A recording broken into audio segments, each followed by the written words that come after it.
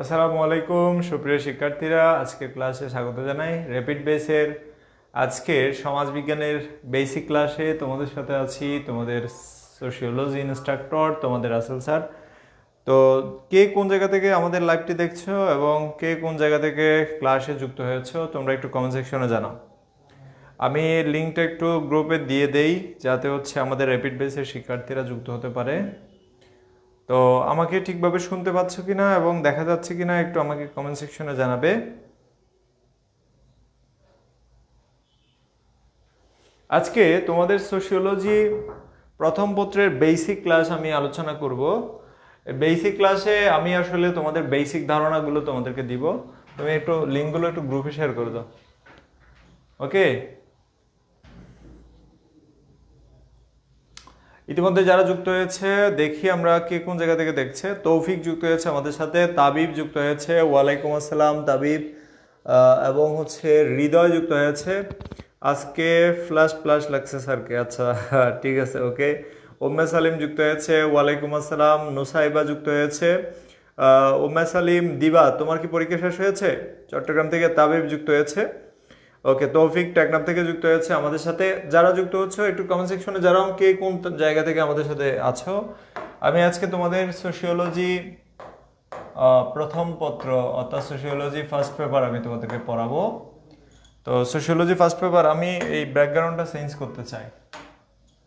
তো তোমরা কে কোন জায়গা থেকে দেখছো একটু কমেন্ট সেকশনে জানাও যাতে বোঝা যায়, বুঝতে পারি যে কে কোন জায়গা থেকে আছো।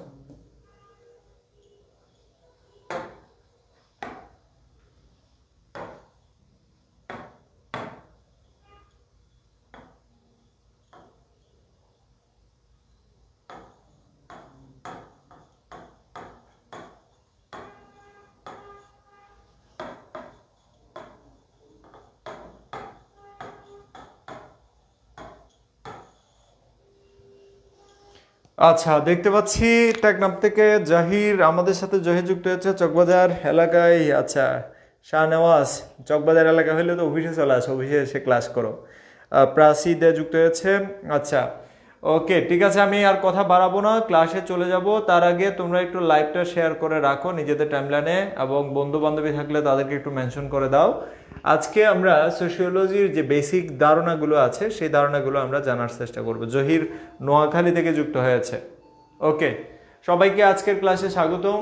এবং নরসিংদী থেকে আমাদের সাথে যুক্ত আছে আতিয়া নোসাইবা। তোমাদের ফ্রেন্ড সার্কেলে যাদের সোশিওলজি আছে তাদেরকে মেনশন করে দিতে পারো যাতে তারা আজকের ক্লাসটি করতে পারে। আচ্ছা, তোমাদের কাছে প্রথম প্রশ্ন হচ্ছে, যে সোশিওলজিটা আমরা পড়ছি সেই সোশিওলজির জন্মভূমি কোথায়? একটু কমেন্ট সেকশনে জানাও জন্মভূমি কোথায়, একটু জানো। তোমরা তো দীর্ঘদিন ধরে সোশিওলজি পড়তেছো, তাই না?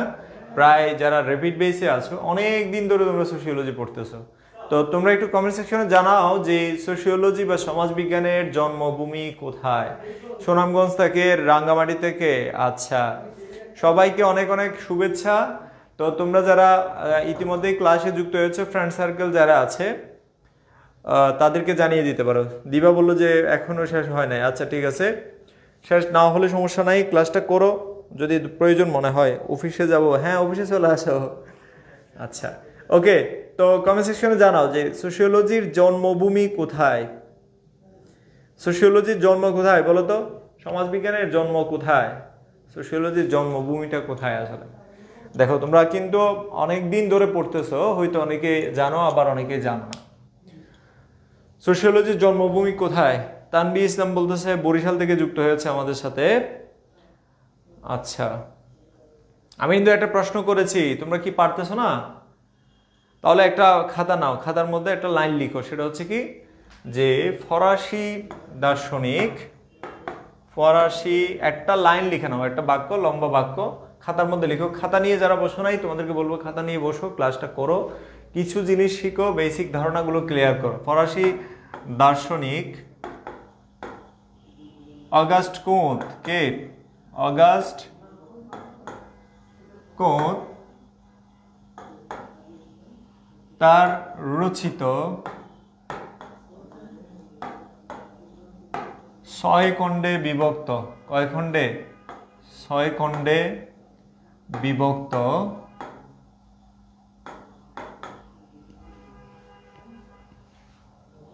পজিটিভ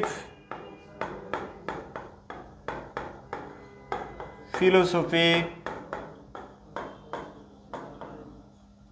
যেটা তিনি 12 বছর ধরে লিখেছে 1830 থেকে 1842 সাল পর্যন্ত। এই গ্রন্থে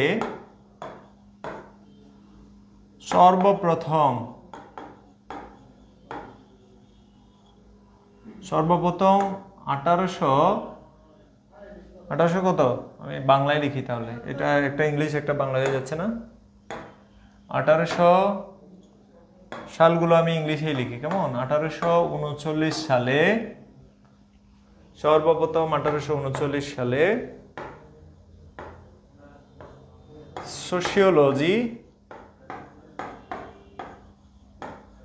শব্দটি ব্যবহার করেন।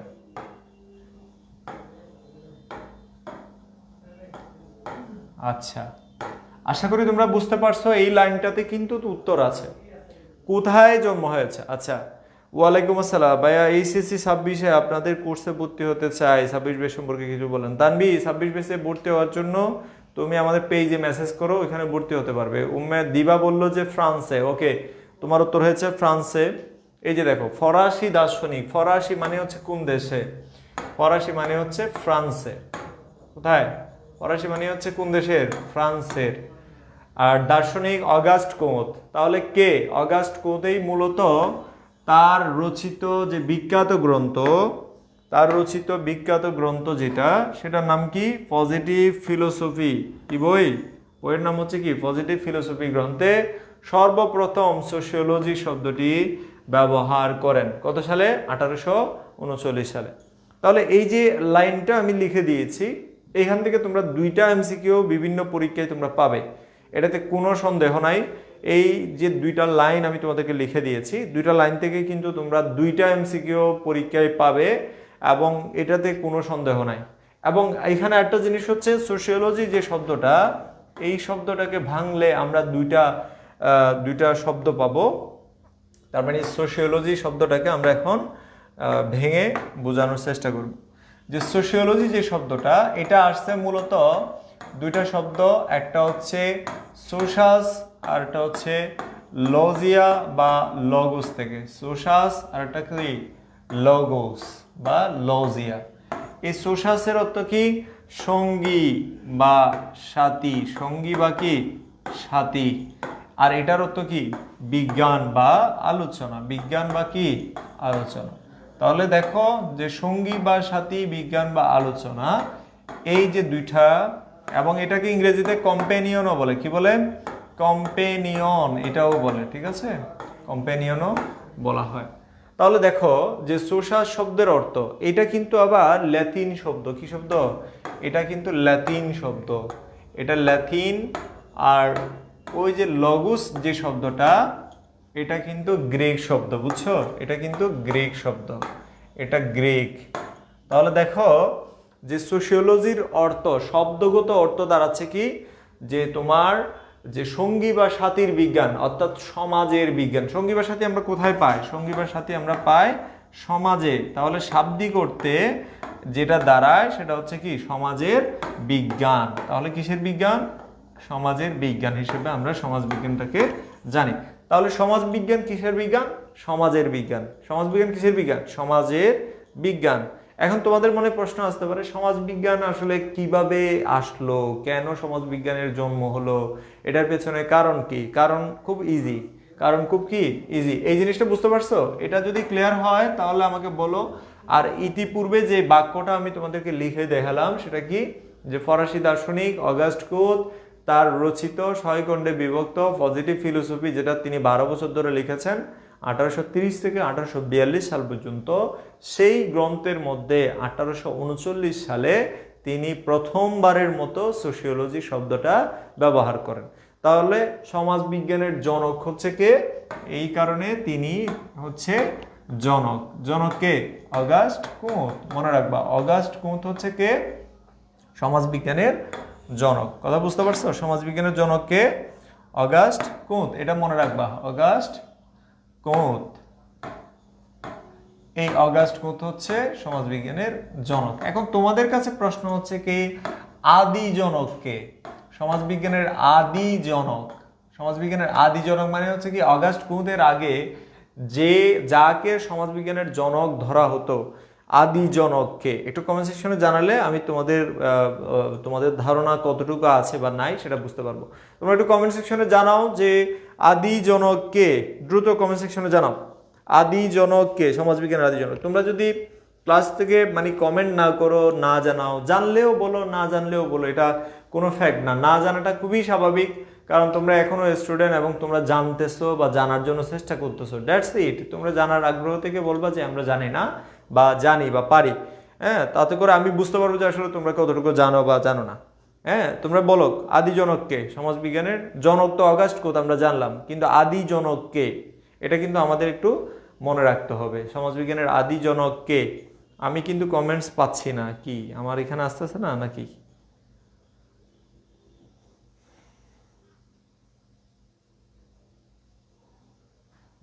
এখনো কমেন্টস পাচ্ছি না আমি।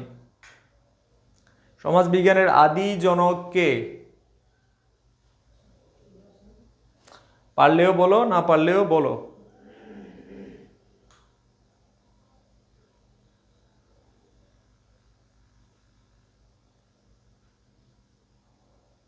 এতগুলো মানুষ যুক্ত আছো, পারলেও বলো না পারলেও বলো যে জানি না বা জানি। হচ্ছেটা কি আসলে? কমেন্টস কি আমার এখানে আসতেছে না?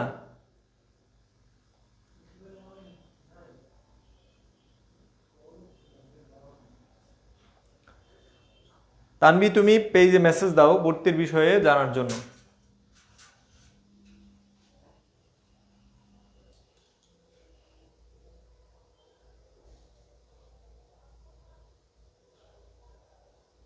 কি তোমরা কি কমেন্টস করতে পারতেছো না নাকি করতেছো না, কোনটা? আমি তো বুঝতেই পারতেছি না আসলে তোমরা কি। আচ্ছা স্যার আপনি বলেন।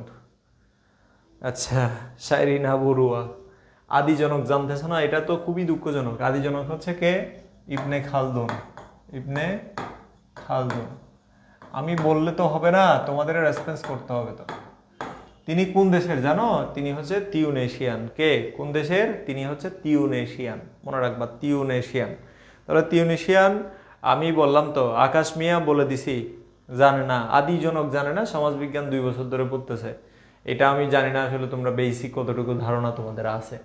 আদি জনক হচ্ছে ইবনে খালদুন। এখন কথা হচ্ছে যে সমাজবিজ্ঞানের জনক অগাস্ট কোঁৎ, আদি জনক ইবনে খালদুন। সমাজবিজ্ঞান শব্দ আসছে ল্যাতিন এবং গ্রিক দুইটা শব্দ, সোসাস এবং লগোস থেকে, যেটা শাব্দিক অর্থ হচ্ছে সঙ্গী বা সাথী বা কম্পেনিয়ন, আর লগোসের অর্থ কি? বিজ্ঞান বা আলোচনা। তাহলে সমাজবিজ্ঞানের শাব্দিক অর্থ হচ্ছে সমাজের বিজ্ঞান। আমি বলে দিলাম। এবার আসি আমরা যে সমাজবিজ্ঞানের কেন প্রয়োজন বা সমাজবিজ্ঞানের জন্ম কেন হলো। এটার পেছনে কারণ হচ্ছে যে মানব সভ্যতার যে বিকাশ সেটা হয়েছিল মূলত কৃষিকে কেন্দ্র করে। কথা বুঝতে পারছো?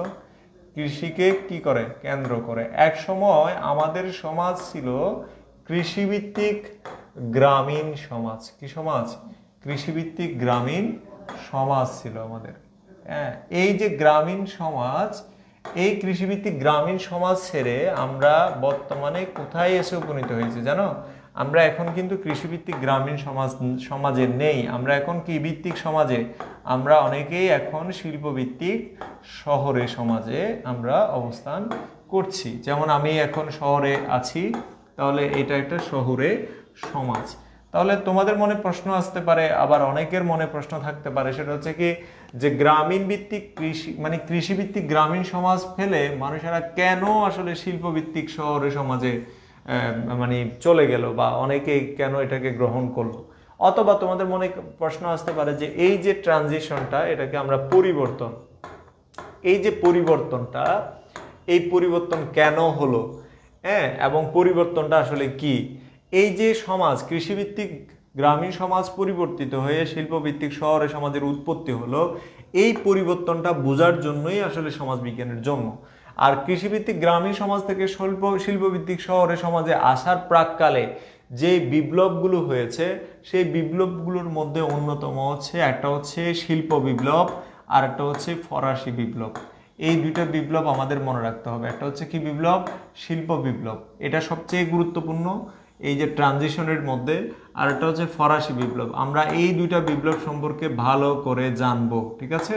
আজকে ক্লাস করার পরে দুইটা বিপ্লব সম্পর্কে তোমরা অবশ্যই তোমরা গুগলে সার্চ করে উইকিপিডিয়া থেকে তোমরা জেনে নিবা যে শিল্প বিপ্লব কি এবং ফরাসি বিপ্লব কি। আমি সংক্ষেপে তোমাদেরকে আমি তোমাদেরকে বলতেছি এটা অবশ্যই পড়তে হবে ভালো করে, কারণ সমাজবিজ্ঞানের জন্মের প্রাক্কালে যে পরিবর্তনটা আসলে এসছে তার মধ্যে পরিবর্তন আসার পেছনে অন্যতম কারণ ছিল শিল্প বিপ্লব এবং ফরাসি বিপ্লব।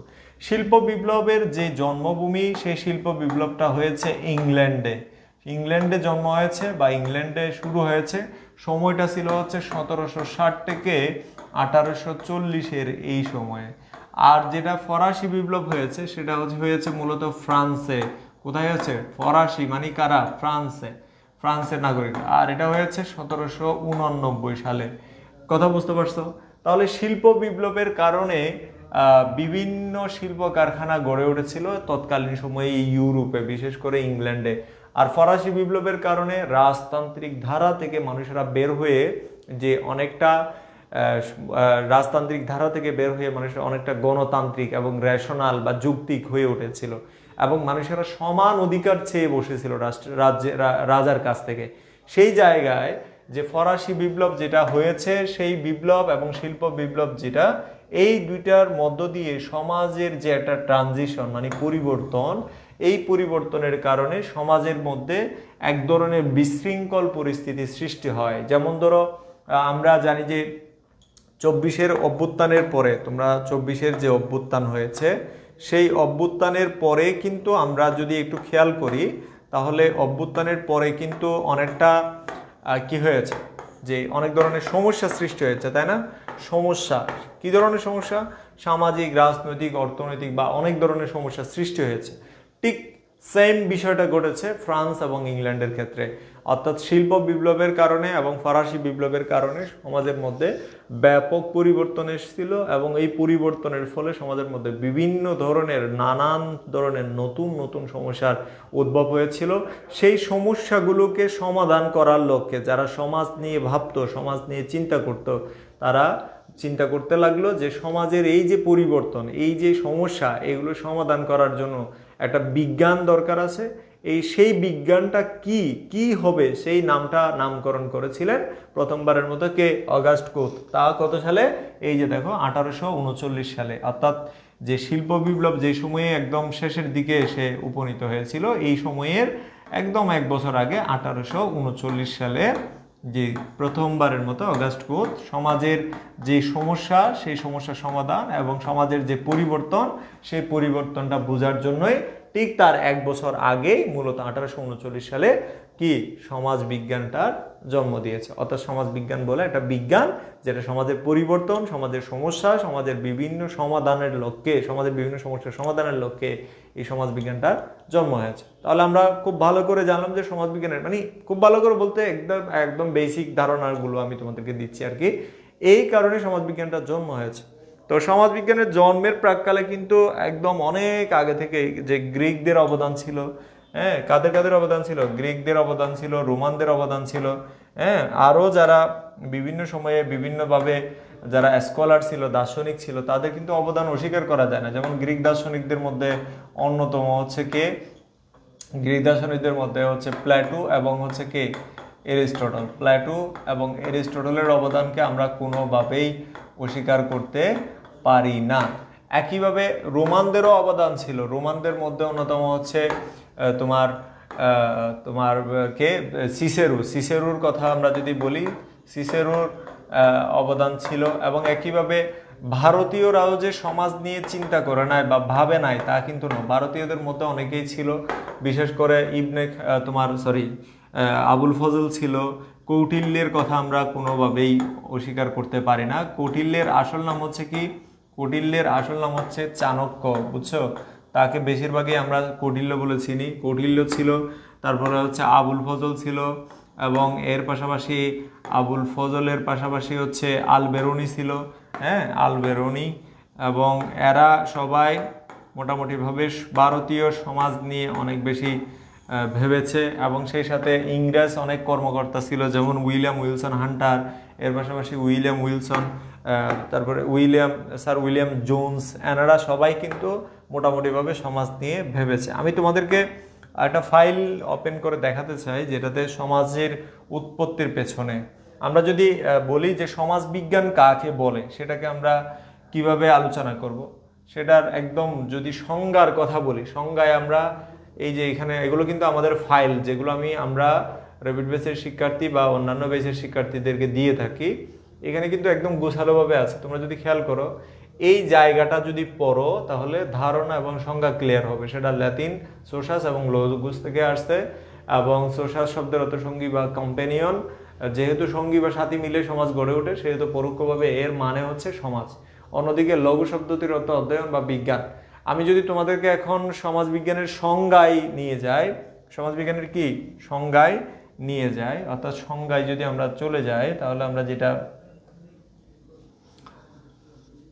যদি সংজ্ঞার কথা বলি, সমাজবিজ্ঞানের কি সংজ্ঞা, তাহলে সংজ্ঞা আমরা বিশেষত এমিল দুর্খেমের একটা সংজ্ঞা আমরা মনে রাখবো। এমিল দুর্খেমের সেই সংজ্ঞাটা, বিখ্যাত সংজ্ঞাটা হচ্ছে কি, যে তিনি বলছে কি, sociology is the science of institution. তার মানে এমিল দুর্খেম কি বলছে, তার একটা বই আছে, বইয়ের নাম হচ্ছে কি the rules of sociological method, the rules of কি সোশিওলজিক্যাল মেথড বলেছে। সে বইয়ের মধ্যে এমিল দুর্খেম কি বলছে, sociology is the science of social institution. Social কি ইনস্টিটিউশন বলছে, অর্থাৎ তিনি বলছে যে সমাজ বিজ্ঞান হচ্ছে সামাজিক প্রতিষ্ঠানের বিজ্ঞান। বাংলা কি দাঁড়াচ্ছে, বাংলা দাঁড়াচ্ছে হচ্ছে এটা, এই যে এখানে আছে, সমাজ বিজ্ঞান হচ্ছে কিসের বিজ্ঞান, এই যে এটা মনে রাখবা। আরেকটা হচ্ছে শেফারের সংজ্ঞা, রিচার্ড টি শেফার তিনি কি বলছে, তিনি বলছে যে sociology is the systematic study of, এই জায়গায় শেফার আমেরিকান সমাজবিজ্ঞানী শেফার কি বলছে, যে সমাজ বিজ্ঞান sociology is the systematic study of social behaviour and human groups, অর্থাৎ মানুষের নিয়ম, মানে সিস্টেমেটিক মানে হচ্ছে কি, যে তোমার বস্তু, যেটাকে আমরা বলছি যে নিয়মতান্ত্রিক, কি নিয়মতান্ত্রিক বা পরিকল্পিত, এখানে পরিকল্পিত লিখছে, নিয়মতান্ত্রিক পরিকল্পিত, বা যেটাই বলো না কেন সিস্টেমেটিক মানে হচ্ছে এটাই দাঁড়ায় পরিকল্পিত বা নিয়মতান্ত্রিক। সমাজ বিজ্ঞান হলো সামাজিক আচরণ, অর্থাৎ social behaviour and human group, মানব গোষ্ঠী সমূহের পরিকল্পিত পাঠ বলছে এখানে শেফার বলছে। এই যে এটা হচ্ছে ম্যাকহাইবারেরটাও এখানে আছে, বাট আমরা পড়বো মেইনলি এই দুইটা সংজ্ঞা, যেগুলো আমরা সহজে মুখস্থ করতে পারি। এর মধ্যে একটা হচ্ছে কি ফরাসি দার্শনিক এমিল দুর্খেমের, আর একটা হচ্ছে আমেরিকান শেফারের। এই দুইটা সংজ্ঞা তোমরা মুখস্থ করবা। এইগুলোই হচ্ছে সমাজ বিজ্ঞানের একদম বেসিক লেভেলের ধারণা, ঠিক আছে, একদম কি বেসিক লেভেলের ধারণা। এরপরে আমি আসি তোমাদের আরেকটু আগাই সামনের দিকে। যেমন আমি এখানে তোমাদের যদি বলি যে সমাজ বিজ্ঞান কেমন বিজ্ঞান, বা সমাজ বিজ্ঞান কোন ধরনের বিজ্ঞান, এই যে এতক্ষণ ধরে আমরা কথা বলতেছি সমাজ বিজ্ঞান কোন ধরনের বিজ্ঞান, আমরা কিছুটা হলেও বুঝতে পারতেছি যে সমাজ বিজ্ঞান হচ্ছে সমাজের বিজ্ঞান। কারণ সমাজের বিষয়গুলো নিয়ে সমাজ বিজ্ঞান আলোচনা করে, কিসের বিষয় নিয়ে, সমাজের বিষয়বস্তু নিয়ে সমাজ বিজ্ঞান আলোচনা করে বলে এটাকে সমাজের বিজ্ঞান বলে। সমাজের যে প্রপঞ্চ, অর্থাৎ সমাজের যে প্যানোমেনা, সমাজের যে ঘটনা, সমাজের যে কি ঘটনাগুলো আছে, সেই ঘটনাগুলো সম্পর্কে বা সমাজের যে বিষয়াবলী আছে, সেই বিষয়াবলী সম্পর্কে মূলত সমাজ বিজ্ঞান আলোচনা করে। সামাজিক প্রতিষ্ঠানের বিজ্ঞান বলছে, সামাজিক প্রতিষ্ঠান মানে হচ্ছে সমাজের মধ্যে যত ধরনের ইনস্টিটিউশন আছে, সমাজের যে প্রতিষ্ঠানগুলো আছে, সেই প্রতিষ্ঠানগুলোর বিজ্ঞান বলছে সমাজ বিজ্ঞানকে। বুঝতে পারছো?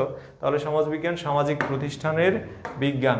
এরপরে বলছে কি, সমাজ বিজ্ঞান হচ্ছে সমাজের যে সংগঠন বা সমাজের যে পরিবর্তন, সেগুলোকে বোঝার জন্য বিজ্ঞান। সমাজের যে পরিবর্তন বা সমাজ বিজ্ঞানের যে সংগঠন, সেগুলোকে বোঝার জন্য এই বিজ্ঞানটা মূলত উদ্ভব হয়েছে। আরেকটা জিনিস হচ্ছে সমাজের যে সম্পর্কগুলো আছে, সমাজের যে সম্পর্কগুলো আছে, সেই সম্পর্কগুলো নিয়েও সমাজবিজ্ঞান আলোচনা করে। তার মানে সামগ্রিকভাবে সমাজবিজ্ঞান হচ্ছে এমন একটা বিজ্ঞান যেটাতে তুমি পড়ার মাধ্যমে সমাজের যে সমস্যা, সমাজের সেই সমস্যাগুলো সমাধানের উপায় এবং সমাজের যে পরিবর্তন, সেই পরিবর্তনকে বোঝার উপায় এবং সমাজের মধ্যে যত ধরনের বিষয় আশয় ঘটবে, সম্পর্ক থেকে শুরু করে, পরিবার থেকে শুরু করে সামগ্রিক সব ক্ষেত্রে কিন্তু সমাজবিজ্ঞান আলোচনা করে। ঠিক আছে, পরিণতি আর সমাজবিজ্ঞান কি একই রকম? তোমার পারভেজ অফি, সুজানা পারভেজ অফি, আমি আসলে কি বলবো, পরিণতি আর সমাজবিজ্ঞান দুইটা আলাদা জিনিস। পরিণতি আলোচনা করে নাগরিকতার বিষয় নিয়ে, অর্থাৎ নাগরিকের সাথে জড়িত বিষয় নিয়ে, আর সমাজবিজ্ঞান আলোচনা করে সমাজের সাথে সম্পর্কিত সকল বিষয় নিয়ে, সমাজের মানুষের আচরণ, সমাজের মানুষের যেই তোমার যে গোষ্ঠীগুলো বা সমাজের যে দলগুলো, সমাজের যে প্রতিষ্ঠানগুলো আছে, সব কিছু নিয়ে সমাজবিজ্ঞান আলোচনা করে। তোমরা যদি একটু খেয়াল করো, সমাজবিজ্ঞানকে আমরা সমাজের প্রতিষ্ঠানের বিজ্ঞান বলছি। কিসের বিজ্ঞান? সমাজবিজ্ঞানকে সামাজিক প্রতিষ্ঠানের বিজ্ঞান বলছি। এই জায়গায় যদি একটু খেয়াল করো যে সমাজের প্রতিষ্ঠান বলতে আমরা কোনগুলোকে বুঝি। সমাজের প্রতিষ্ঠান বলতে আমরা যত বিষয় আছে সেগুলো যদি আমরা একটু দেখি যে কীরকম, যেমন ধরো আমাদের পরিবারের জন্য আমার কি দরকার বলো তো? পরিবারের জন্য আমার পরিবারের জন্য দরকার কি কি দরকার? আমার শিক্ষা দরকার, তাই না? আমার পরিবারের জন্য গড়ে উঠছে শিক্ষা প্রতিষ্ঠান। কি গড়ে উঠেছে? শিক্ষা প্রতিষ্ঠান। পরিবারের জন্য আমার ধর্ম দরকার, গড়ে উঠেছে কি? ধর্মীয় প্রতিষ্ঠান। এবং আমাদের মানুষের জন্য, এই পরিবারের জন্য মানে আলটিমেটলি মানুষের জন্য দরকার আর কি।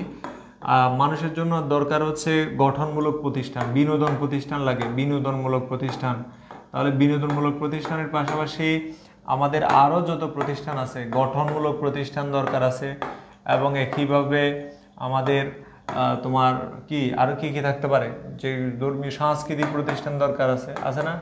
সাংস্কৃতিক প্রতিষ্ঠান, এই যে সাংস্কৃতিক প্রতিষ্ঠান, এগুলোর প্রত্যেকটা প্রতিষ্ঠানেই কিন্তু সব মিলেই আসলে একটা সমাজ, সব মিলে কি সমাজ, অর্থাৎ সব মিলেই আমার সমাজটা গড়ে ওঠে। সমাজ আসলে একটা বিমূর্ত ধারণা, মনে রাখবে, সমাজ এটা একটা বিমূর্ত ধারণা। আমাদের চিন্তায়, আমাদের চেতনায়, আমাদের ভাবনার মধ্যে সমাজের বিষয়টা মানে জায়গা করে নেয়। ঠিক আছে, আমি আর বেশিক্ষণ তোমাদের বেসিক ক্লাসের বিষয়ে ধারণা দিচ্ছি না, কারণ তোমরা গ্র্যাজুয়ালি কমে গেছো, স্টুডেন্ট কমে গেছে।